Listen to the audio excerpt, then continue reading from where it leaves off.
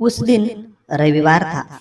बहुत ज्यादा बारिश होने की वजह से वह मेरे साथ घूमने और झरने देखने आई थी।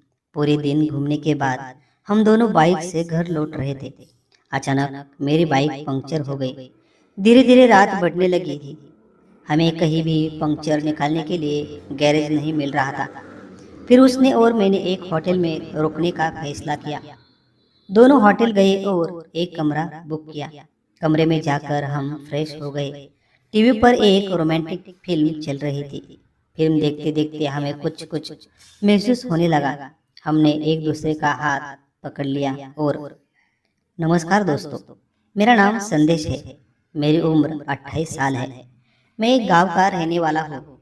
ग्रेजुएशन पूरा करने के बाद मुझे पुणे की एक आईटी कंपनी में फ्रेशर के रूप में नौकरी मिली थी। तभी मेरे जीवन में एक ऐसी घटना घटी जिसने मेरी पूरी जिंदगी बदल दी। मेरे लिए सब कुछ नया था।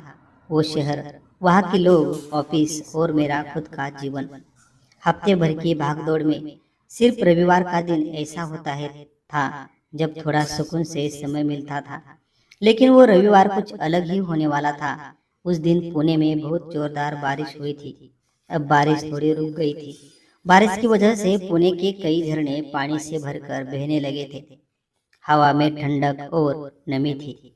मेरे मन में ख्याल आया कि आज कहीं घूमने चलते हैं, झरने देखते हैं और मन को थोड़ा तरोताजा करते हैं।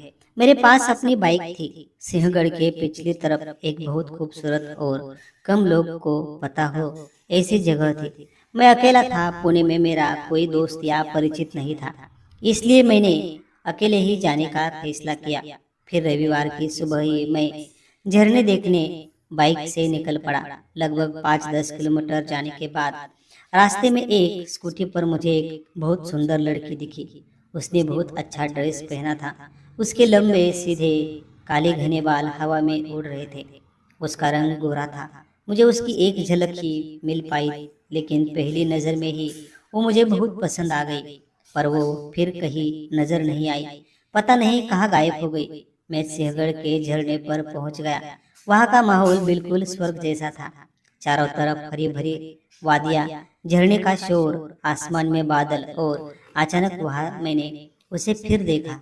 वो लड़की रास्ते में दिखी थी। वही लड़की फिर सामने थी। हल्की बारिश हो रही थी। उसके बाल थोड़ा बिखर गए थे और आंखों में एक अलग ही चमक थी। वह अकेली थी और अपने फोटो खींच रही थी। मेरा ध्यान उसकी तरफ ही था, लेकिन मैंने उससे कुछ नहीं कहा। मैं प्रकृति का आनंद लेते हुए उसे भी देखता रहा। झरना देखकर मैं अगले झरने की ओर गया। खूब घूमता रहा, मकई का भुट्टा खाया और बारिश में भीगते हुए मजा लिया। एक स्टॉल पर बैठकर दोपहर का खाना खाया और फिर लगभग 1 घंटे तक घूमता रहा। करीब 3 बजे मैं वापस लौटने लगा। रास्ते में वह लड़की फिर दिखाई दी। वह अपने बैग में कुछ ढूंढ रही थी। बैग खुला था और वह अकेली थी। मुझे लगा शायद उसे मदद की जरूरत है, इसलिए मैंने बाइक रोक कर पूछा, सॉरी, कोई मदद चाहिए क्या? वह थोड़ी परेशान थी। उसने कहा, मेरी स्कूटी की चाबी खो गई है और मेरे पास दूसरी चाबी नहीं है। यहाँ आसपास कोई गैरेज भी नहीं है। बारिश की वजह से नेटवर्क भी नहीं आ रहा।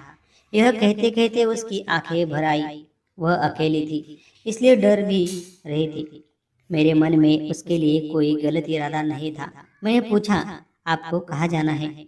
उसने कहा, स्वारगेट। मैंने कहा, चलो मैं आपको छोड़ देता हूँ। लेकिन उसने कहा, मेरी स्कूटी यहाँ कैसे छोड़ दो? समझ नहीं आ रहा था क्या करूँ। मैं बाइक से उतरा। उसकी स्कूटी को देखा। हैंडल लॉक नहीं था, मतलब स्कूटी को धकेल कर ले जा सकता था, बस स्टार्ट नहीं हो सकती थी।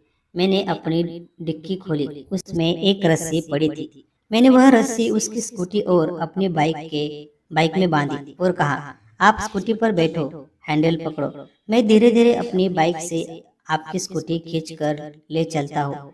देर होगी लेकिन पहुंच जाएंगे। और फिर हम धीरे धीरे चलने लगे। मैं बाइक चला रहा था और शीशे से उसे देख रहा था। उसके चेहरे पर राहत थी, क्योंकि मैं उसकी मदद कर रहा था। वह मुझे देख रही थी और मैं भी आईने से उसे। वह बहुत सुंदर लग रही थी। लगभग 4-5 किलोमीटर चलने के बाद हम एक जगह रुके क्योंकि दोनों थक गए थे। वहाँ वड़ा पाव का स्टॉल था। हमने तय किया कि कुछ खाकर चलते हैं। मैंने उससे कहा, चल हम वड़ा पाव खाते हैं। वह तैयार नहीं थी, थोड़ा नाराज भी लग रही थी। मैंने बोला, नाराज मत हो, मैं तुम्हें तुम्हारे घर छोड़ दूंगा, बस वही काफ़ी है। फिर वह मान गई। हमने दोनों ने दो दो वड़ा पाव लिए और पास ही बैठकर खाने लगे। मैंने उसका नाम पूछा। उसने कहा, मेरा नाम कोमल है। मैंने पूछा, क्या करती हो? उसने कहा, अभी अभी मेरा ग्रेजुएशन पूरा हुआ है। फिर उसने मुझसे पूछा, तो मैंने कहा, मैं पुणे का नहीं हूँ, मैं एक गांव में आया हूँ। अभी अभी मुझे यहाँ जॉब मिला है। मैं यहाँ बिल्कुल नया हूँ, इसलिए मुझे यहाँ की जगहों के बारे में कुछ खास जानकारी नहीं है। ऐसे ही हमारी थोड़ी बहुत बात होती गई। अब हम दोनों एक दूसरे से खुलकर बातें करने लगे थे। वह बोली, थैंक यू, अगर तुम नहीं होते तो आज मेरा पता नहीं क्या होता। मैं हंसकर बोला, थैंक यू किस बात का? किसी की मदद करना हमारा इंसानी फर्ज है। बात करते करते कई बार हमारी नजरें एक दूसरे से मिल रही थी। वह बहुत खूबसूरत लग रही थी और मेरा मन उसके ऊपर अटक गया था। वड़ा पाव खाने के बाद हम फिर उसके घर की तरफ निकल पड़े। धीरे धीरे हम उसके घर पहुंचे। उसका घर बहुत बड़ा और आलीशान था। उसके माता पिता बड़ी कंपनियों में नौकरी करते थे। हमने गाड़ी साइड में लगाई। मैंने कहा, ठीक है, अब मैं चलता हूँ। लेकिन वह बोली, रुको, मेरे घर चलो, मेरे मम्मी पापा से मिलो। वह मुझे अंदर ले गई और पूरे रास्ते हुई घटना उन्हें बताई। उसके घर वालों ने मेरा बहुत धन्यवाद किया। उन्होंने मेरे लिए चाय बनाई। चाय पीते पीते मेरी उनसे अच्छी पहचान भी हो गई। फिर कोमल मुझे नीचे छोड़ने आई। उसने मेरा नंबर मांगा और मैंने उसे नंबर दे दिया। उसके बाद मैं अपने रूम पर वापस आ गया।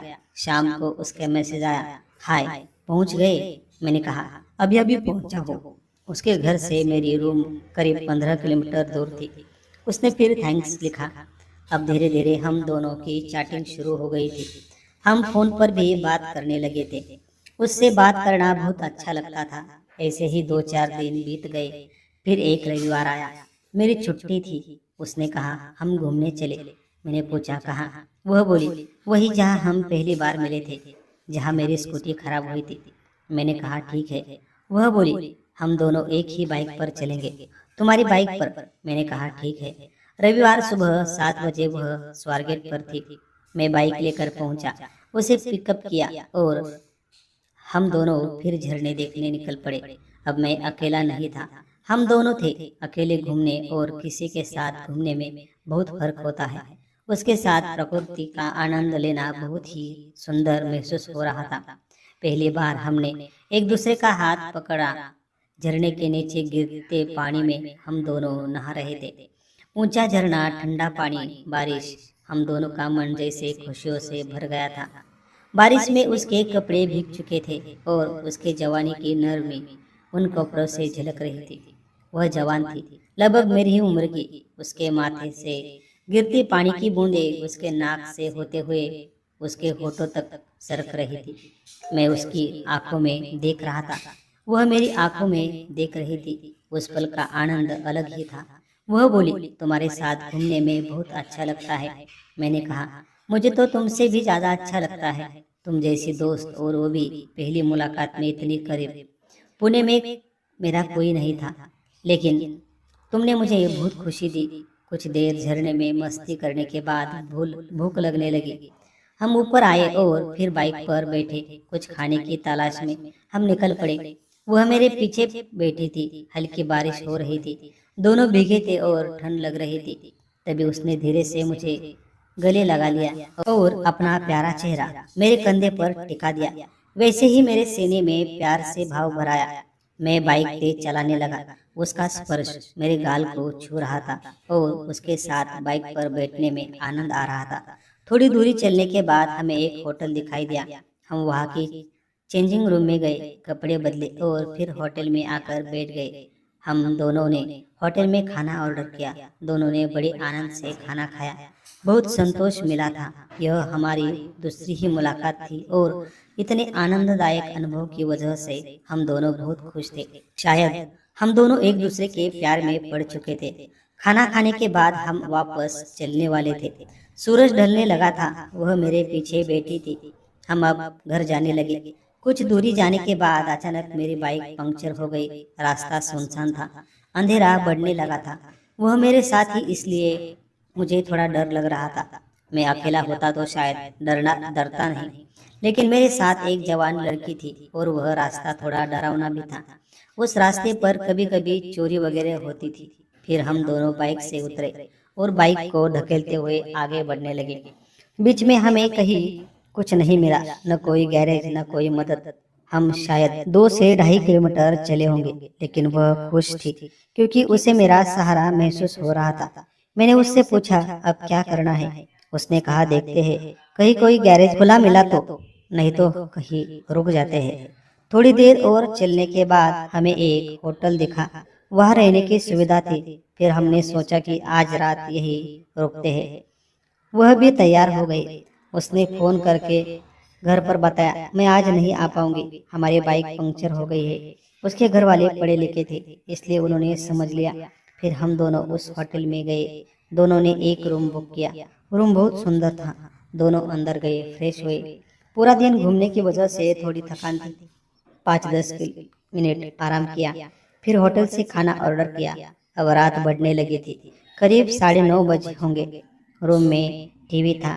टीवी पर मैंने एक फिल्म लगाई। दोनों बेड पर बैठे थे। थोड़ी देर बाद लेटकर फिल्म देखने लगे। अचानक फिल्म के रोमांटिक सीन देखकर हमारे हाथ एक दूसरे के हाथों में आ गए। दोनों एक दूसरे की तरफ मुड़कर देखने लगे। हमारी निगाहें मिली। हमने एक दूसरे को गले लगाया।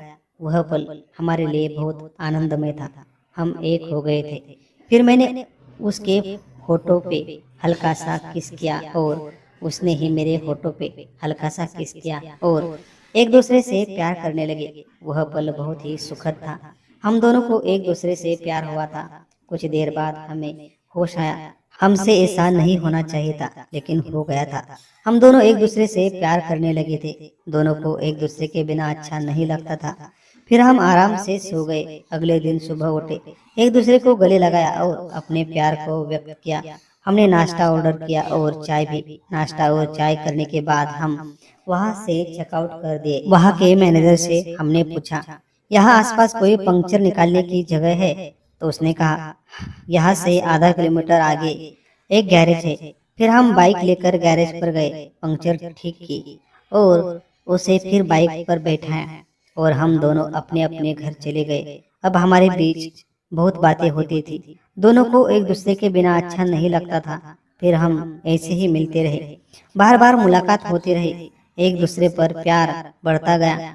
फिर उसने अपने माता पिता से कहा, मुझे संदेश से प्यार है, मुझे उससे शादी करनी है। वह बहुत अच्छा है, उसका घर भी अच्छा है। फिर उसके माता पिता ने मुझे बुलाया और पूछा, क्या सच में तुम्हें उससे प्यार है? मैंने कहा, हाँ, मुझे सच में आपकी बेटी से प्यार है। मैं उसे बहुत खुश रखूंगा। फिर उन्होंने मेरे माता पिता से संपर्क किया।